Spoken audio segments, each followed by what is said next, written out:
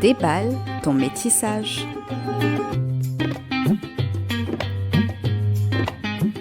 Bonjour et bienvenue sur Déballe ton métissage, le podcast qui déballe les sujets et problématiques liés à la multiracialité, qu'on appelle aussi métissage. Ce podcast vous est présenté par votre hôte, Marine, et aujourd'hui je vais vous parler des définitions du métissage. Dans une première partie, je vous partagerai l'histoire de certains termes et mes définitions personnelles. Puis en seconde partie, nous recevrons Sophie du compte Instagram M comme métissé.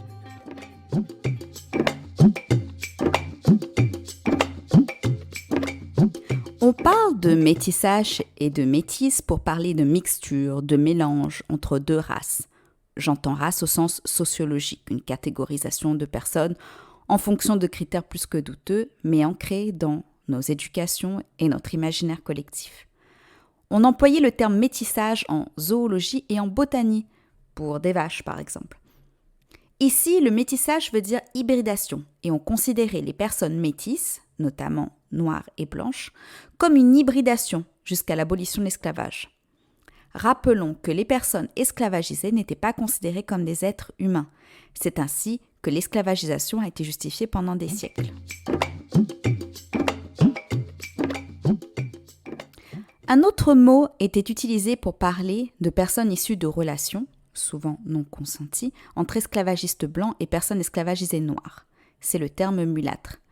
Quoi qu'il en soit, le métissage était un mélange non conventionnel et peu ou pas acceptable, et cela qu'importe sa multiracialité. On a commencé à parler de métis pour parler d'union entre personnes blanches colonisatrices et personnes autochtones des terres colonisées. Autochtone signifie un peuple natif de territoires colonisés. Par exemple, un enfant issu d'une relation entre une personne blanche et une personne berbère, ou une personne blanche et une personne sud-asiatique, indienne, ou d'une personne blanche et d'une personne arawak, pour parler des Caraïbes.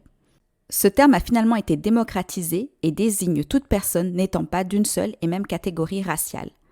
On parle désormais de métis et métissage pour tout le monde et pas uniquement pour les personnes dites métisses, noires et blanches. Mais qu'est-ce que cela signifie être métisse aujourd'hui ? On parle désormais de métissage pour parler de multiracialité, le fait d'avoir des parents ou grands-parents, arrière-grands-parents issus de groupes raciaux différents. Dans mon cas, je suis multiraciale asiatique, de l'Est et du Sud, afrodescendante et blanche. Ma multiracialité, ou métissage, n'a donc rien à voir avec des cultures, mais bien des groupes raciaux. Une personne franco-italienne n'est pas métisse, elle est blanche, avec peut-être une double nationalité. Or, il n'existe pas de case raciale pour les personnes multiraciales, ou du moins cette case est invisibilisée. Lorsque quelqu'un dit « je suis noir », personne ne lui demande « mais noir quoi ?»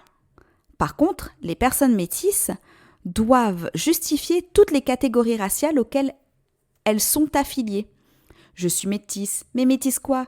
Métisse, japonaise, camerounaise. D'ailleurs, notons que lorsqu'on décrit son métissage, on parle souvent de nationalité et ou ethnie. On ne répond pas asiatique et noir.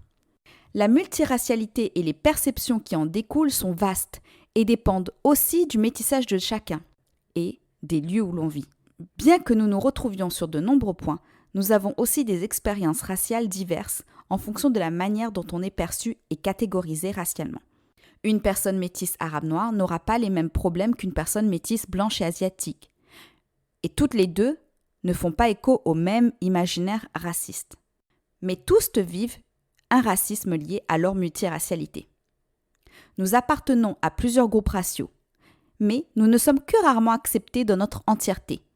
Nous sommes souvent perçus comme trop proches d'une race plutôt qu'une autre, pas assez ressemblants à une catégorie raciale, etc. Dans une société racialisante, faudrait-il une valorisation de la catégorie raciale métisse, avec peut-être des sous-catégories spécifiques, ou qu'on fasse alliance sous une même catégorie, ou alors qu'on crée autant de catégories qu'il n'existe de métissage.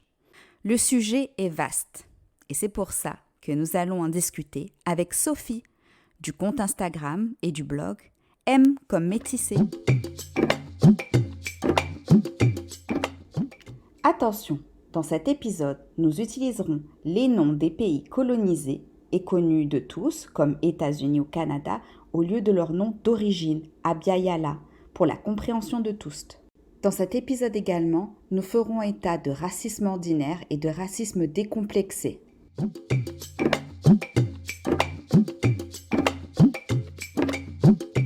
Bonjour Sophie et merci beaucoup à toi d'avoir accepté de participer à ce podcast. Bonjour Marine et merci beaucoup pour l'invitation. Pourrais-tu te présenter aux auditeuristes en nous donnant ton prénom, tes pronoms, ta profession si tu le souhaites et comment tu t'identifies racialement? Alors, dans l'ordre, mon prénom, donc c'est Sophie. Pour le pronom, ça va être elle.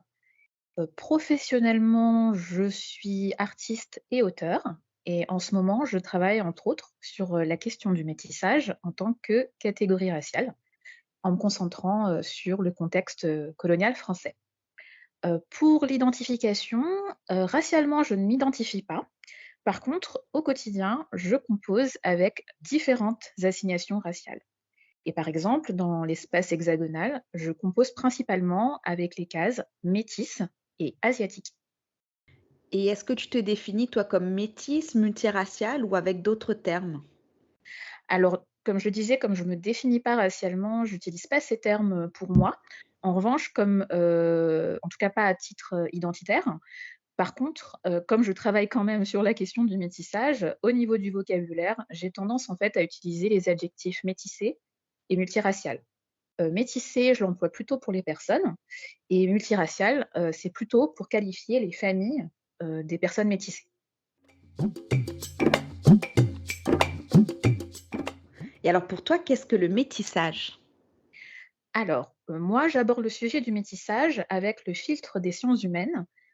Donc quand je parle de métissage, je parle en fait du phénomène socio-historique qui se déroule dans un contexte colonial, ancien et contemporain, et qui concerne en fait les personnes dont les parents sont assignés à des catégories raciales différentes l'une de l'autre.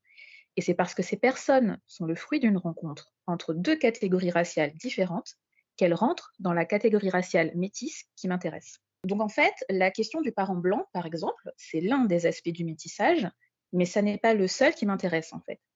Je pense par exemple aux populations qui ont été réduites en esclavage et aux populations autochtones des territoires colonisés.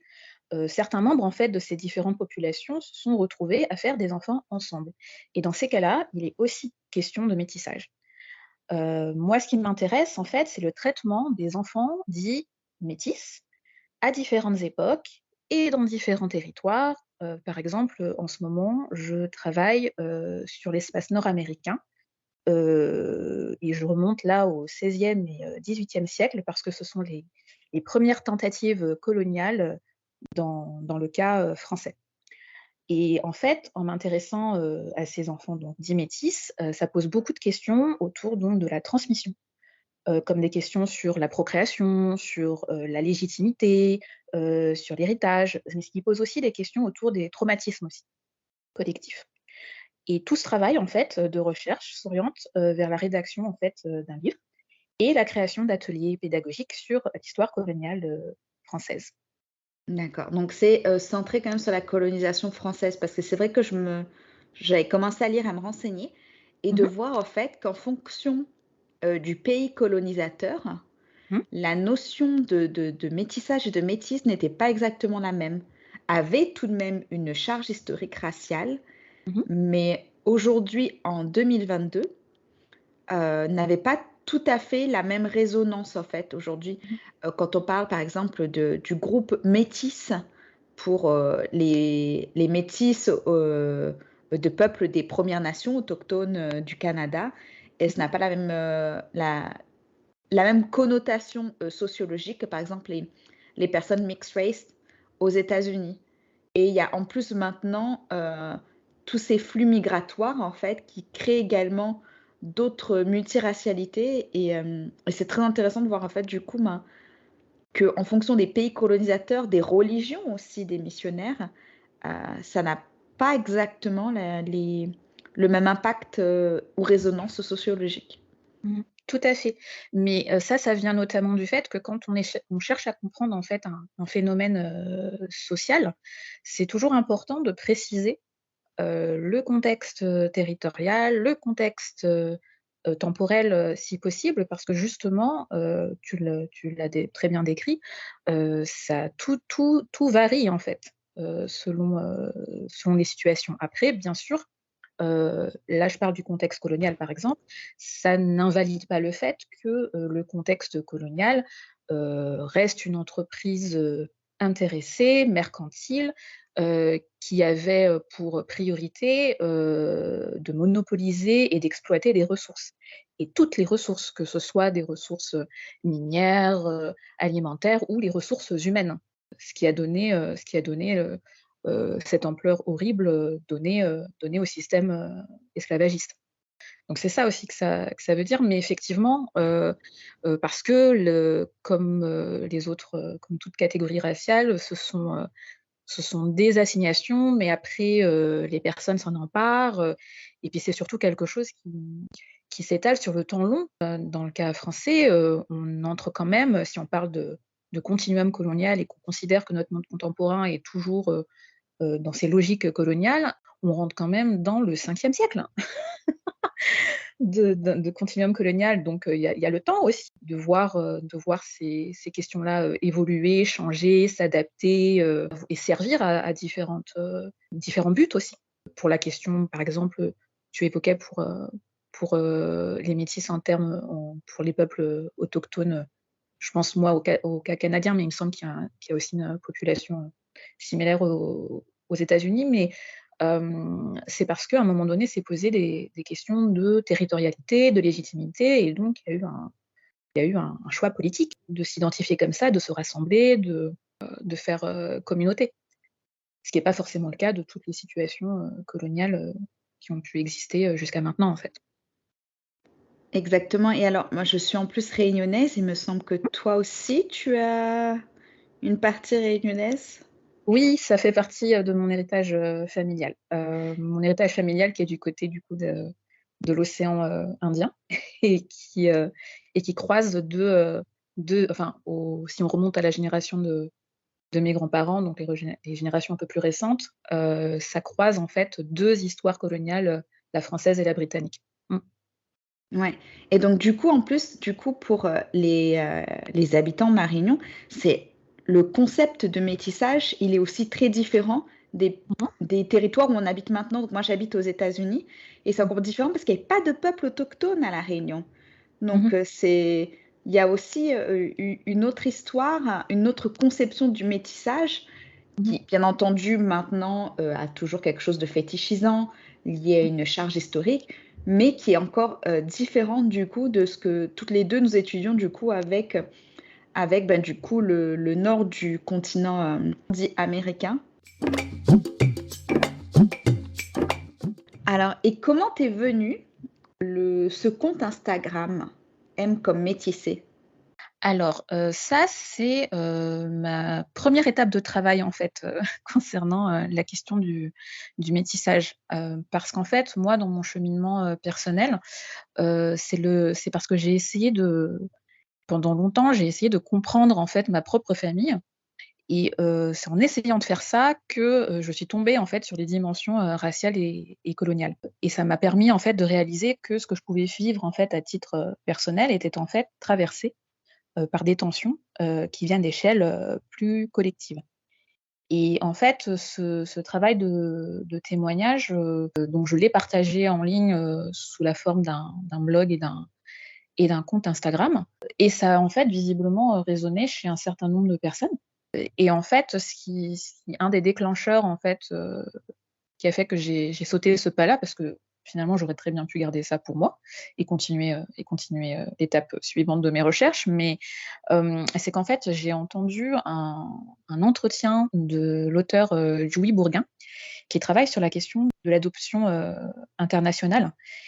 Et en fait, elle faisait le lien entre l'expérience, des personnes adoptées transraciales, donc qui veut dire qu'en fait que les enfants ne sont pas assignés à la même catégorie raciale que, leurs parents. Et donc en fait, elle faisait le rapprochement avec l'expérience des personnes métissées. Et c'était la première fois que j'entendais, ce rapprochement. Elle constatait le manque d'informations sur l'expérience des personnes métissées. Et ça a été un peu le coup de pouce, en fait, un peu symbolique, qui pour moi, ou quand je l'ai entendu, je me suis dit: «Ben, peut-être que ça peut servir, en fait, à quelque chose de partager mon expérience».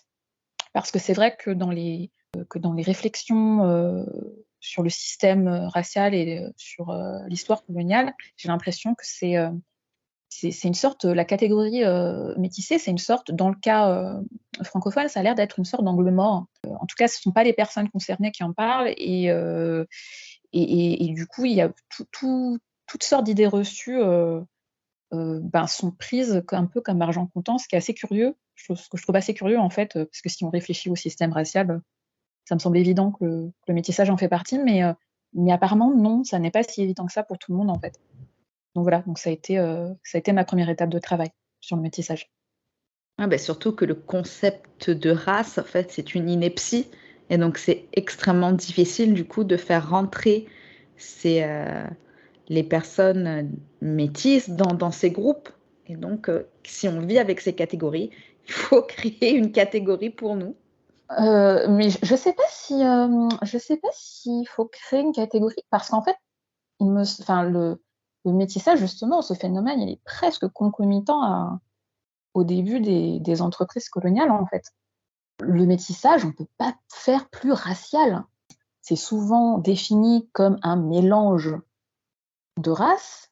Du coup, je trouve ça intéressant que ça devient même, en tout cas dans le monde contemporain, s'entend, que ça devienne même l'antithèse, du système racial. Je sais pas si c'est quelque chose que tu as beaucoup entendu dans ton parcours, mais moi j'entends assez couramment le discours qui consiste à dire que oui, de toute façon, on va tous, se mélanger et donc les personnes métissées seraient le signe d'un monde post-racial ou seraient même éventuellement la solution au problème du racisme parce qu'au bout d'un moment, bah, parce qu'on se mélange, on pourra plus faire de différence.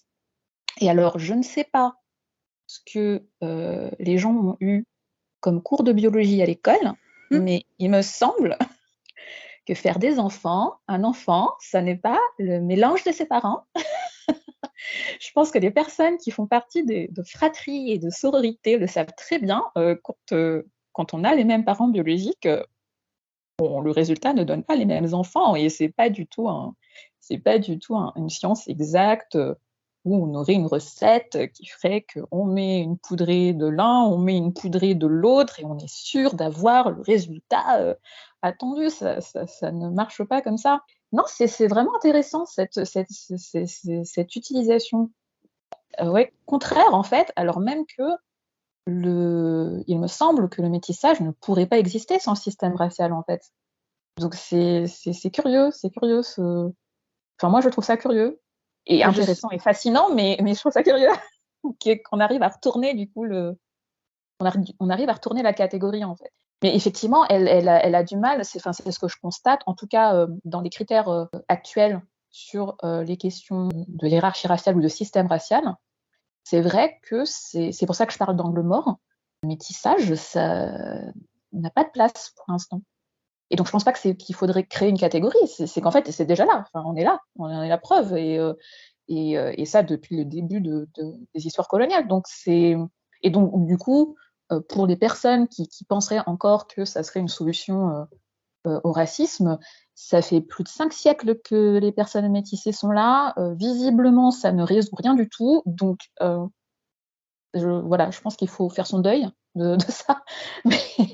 Mais je pense pas que c'est un problème de créer une catégorie plus que la considérer, en fait, la considérer dans l'équation.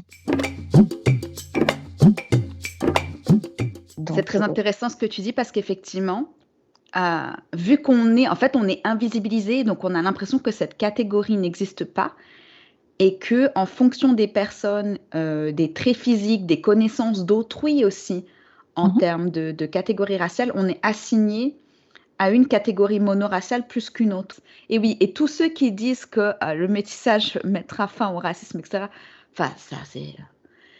Il n'y a que les personnes racistes qui disent ça. Enfin, c'est pas possible. Comme tu dis, ça fait quand même un moment qu'on existe. On est là et ce concept a été, enfin, notre catégorie plutôt, a été invisibilisée. Et je ne sais pas si c'est récent, cette chose, ou si au contraire, au tout début de la colonisation, c'était quelque chose de beaucoup plus admis, marqué.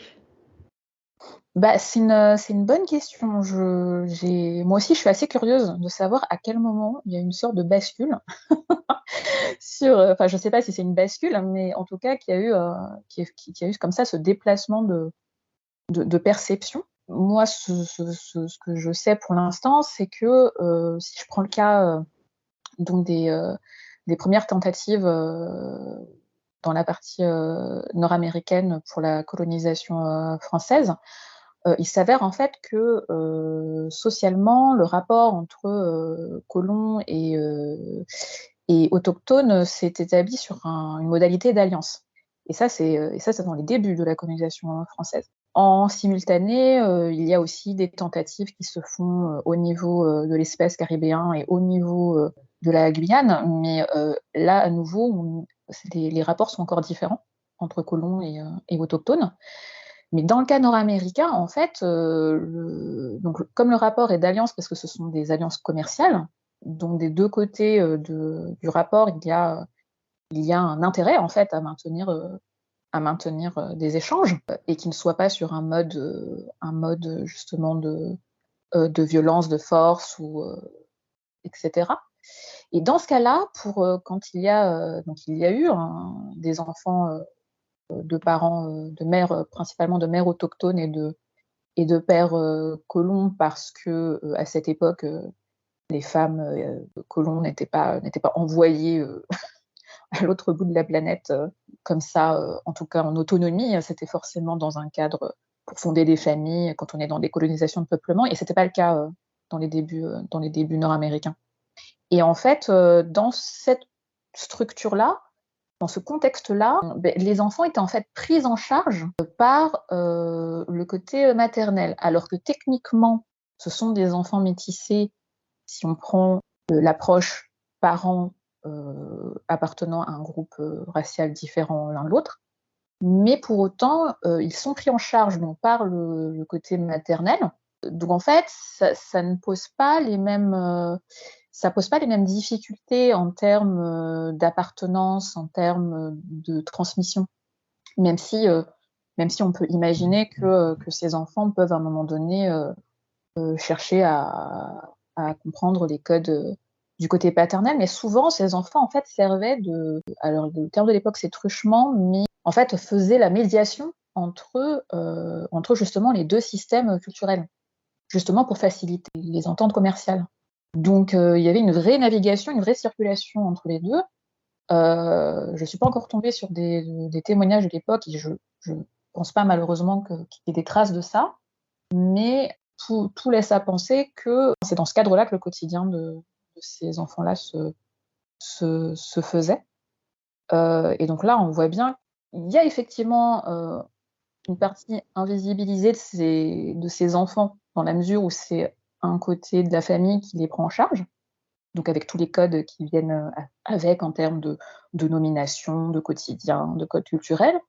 Mais en même temps, c'est aussi des enfants qui peuvent aussi dans leur nom porter quand même la trace du fait que leur père soit un parent blanc selon nos critères contemporains. Et donc, je ne sais pas exactement vraiment qu'est-ce qui, qu'est-ce qui fait que ça peut être invisible ou pas comme catégorie en fait. C'est ce que je constate moi, en tout cas dans le contexte contemporain, c'est plutôt une sorte de patate chaude que tout le monde se renvoie. C'est-à-dire que personne, en tout cas mon expérience, c'est je suis toujours dans l'altérité quoi. Même si mon héritage familial s'étend sur 3 continents, l'européen, l'africain et l'asiatique. c'est quand même souvent, on me voit toujours comme l'altérité parce que effectivement, en termes d'héritage, je ne suis pas qu'une seule chose. Je peux pas, je peux pas m'identifier qu'à un seul groupe. C'est pas possible et donc je pense que ça met tout le monde en difficulté, en fait, puisque, le système racial, ce qui fait c'est un outil dont on a autant de mal à se débarrasser, c'est que ça vient jouer aussi sur des questions d'appartenance. Mon expérience, en tout cas, mais c'est juste la mienne, me fait dire que, quand on commence à passer à une échelle collective, les personnes en groupe sont assez attachées à l'idée que, justement, il y aurait certains critères pour appartenir à ce groupe et que si on ne remplit pas tous les critères ou que si on a un critère, qui fait que, on peut voir que, on ne fait pas tout à fait partie, du groupe, en tout cas pas avec toutes les cases cochées. Du coup, il y a quelque chose qui fait qu'on est rejeté, en fait.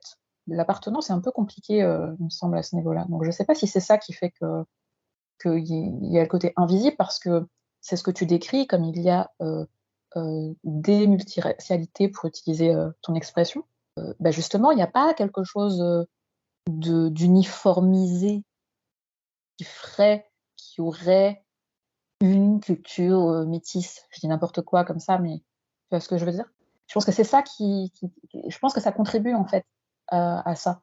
Même si je pense que c'est un peu de la mauvaise foi quand même de dire que, des personnes métissées font pas partie du système racial. Mais bon, bref, ça c'est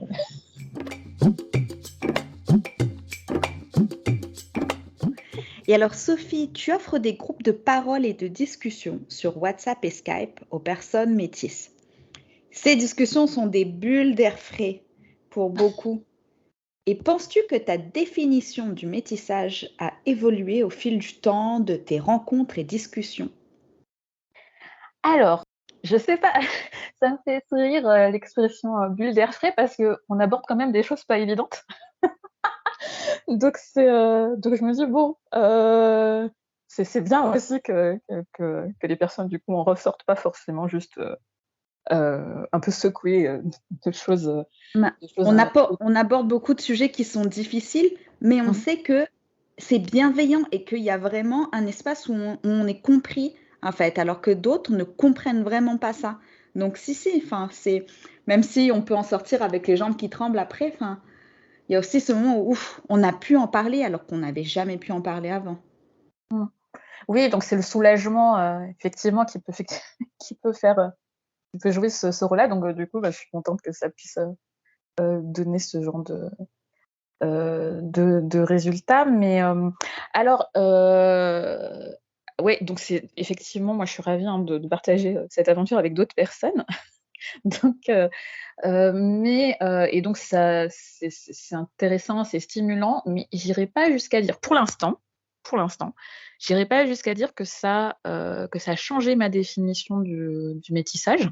Mais par contre, je dirais que ça a plutôt confirmé, en fait, certains aspects que l'on retrouve, en fait, dans nos parcours, entendus dans le monde, contemporain.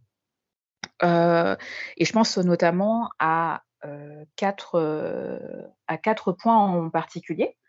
Le premier, c'est le contexte colonial où surtout quand on commence à rentrer dans nos généalogies familiales, on voit qu'elles sont remplies de traces de cette histoire, que ce soit en termes de territoires familiaux multiples, en termes de déplacements, en termes de traumatismes, voilà, en termes de traumatisme.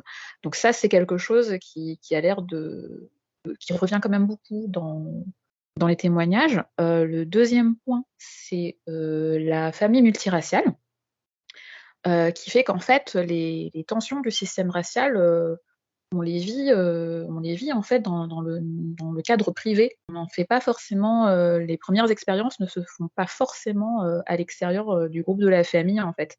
Et qu'on est dans on est dans des situations où les membres de nos familles, relèvent de catégories raciales différentes et donc que ça suppose, et que ça entraîne toutes sortes de choses, positives et négatives, hein, mais voilà, il y a des choses qui sont mises en tension et on voit que nos familles sont traversées directement par le contexte plus collectif, du système racial et du contexte, colonial.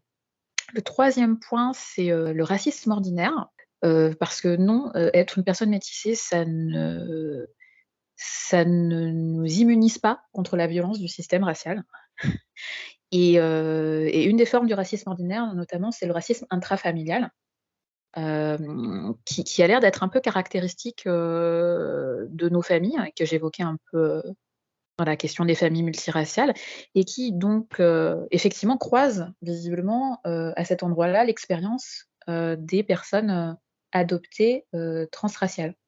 Donc ça, c'est un autre aspect et le quatrième point, c'est la question donc, du passing racial, pris dans son sens large. C'est-à-dire que, on se retrouve assigné à des catégories, qui ont un rapport ou pas avec nos héritages familiaux ou alors on a une multiplication d'assignations. Ça peut changer selon le contexte, selon notre niveau de mélanine, si on a un niveau de mélanine variable. Ça va dépendre d'autres critères, de marqueurs identitaires, que ça passe par les accents, les vêtements, les cheveux, tout ce qu'on peut imaginer et pareil, voilà, qui est quelque chose, comme ça qui a l'air aussi de revenir beaucoup dans nos témoignages donc grosso modo, c'est pas bien sûr pas les seuls points, hein, mais c'est un peu ce qui dessine un peu des grandes lignes en fait, d'une expérience, un exemple en fait, de la catégorie raciale, métisse en contexte contemporain, comme elle peut être vécue par des adultes francophones et et encore où il me semble qu'au niveau des nationalités, si je dis pas de bêtises, on est principalement dans le cas de nationalité française et belge. Je donne toutes ces précisions pour justement, contextualiser, et clarifier ce qu'on disait, en début d'échange sur cette question que, il y a tellement de variables, dans l'expérience, de la catégorie, métisse, que là, on est quand même dans un contexte particulier aussi, quoi, du moins spécifique. Particulier peut-être pas, mais spécifique, ouais. Et qu'est-ce que tu aimerais dire aux personnes métisses qui peut-être écouteront ce podcast? Peut-être quelque chose que tu aurais aimé qu'on te dise enfant ou à l'adolescence? Alors, je vais shipper le slogan, d'une, chaîne de fast-food et je vais dire, à ces personnes, bah, écoutez, bienvenue et venez comme vous êtes. Voilà. J'étais sûre que c'était celle-là. Tout de suite dans ma tête quand tu as dit fast-food, je dis: «Ah, c'est celle-là».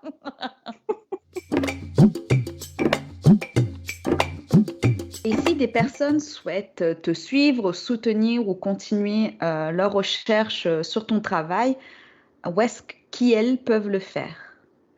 Alors, le blog et le compte Instagram qui, en ce moment, est pas super, où je suis pas très active. Je suis joignable, mais je suis pas très active parce que je suis en pleine phase de recherche et on peut me contacter via ces plateformes-là. Voilà, ben, pour me soutenir, échanger avec moi, au niveau des réseaux sociaux, ça montre qu'il y a ça me montre qu'il y a de l'intérêt, pour ça, et surtout que ça peut être, utile. En fait, j'ai un souci de faire quelque chose et qui puisse servir. Et alors, le nom du compte Instagram, c'est arrobase m comme métissé, le tout attaché. Eh bien, merci beaucoup, Sophie, pour cet échange extrêmement riche. Ben, écoute, à nouveau merci à toi, Marine. C'est toujours un plaisir de pouvoir, justement, ben, contribuer à la visibilité, d'un phénomène qui existe, hein, qui est bien là. On est là, on est là.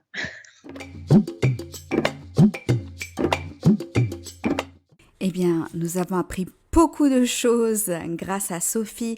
Cet épisode, qui est le premier, nous permet aussi de voir qu'on ne sait pas tout, qu'on est toujours en train d'apprendre et que dans ce podcast, il ne faut jamais penser que je suis la détentrice d'un savoir universel. Ce qu'on peut mettre en avant suite à cet échange, c'est également le fait qu'il est important de savoir se situer et de dire de quoi on parle, d'où on parle, dans quel contexte on parle.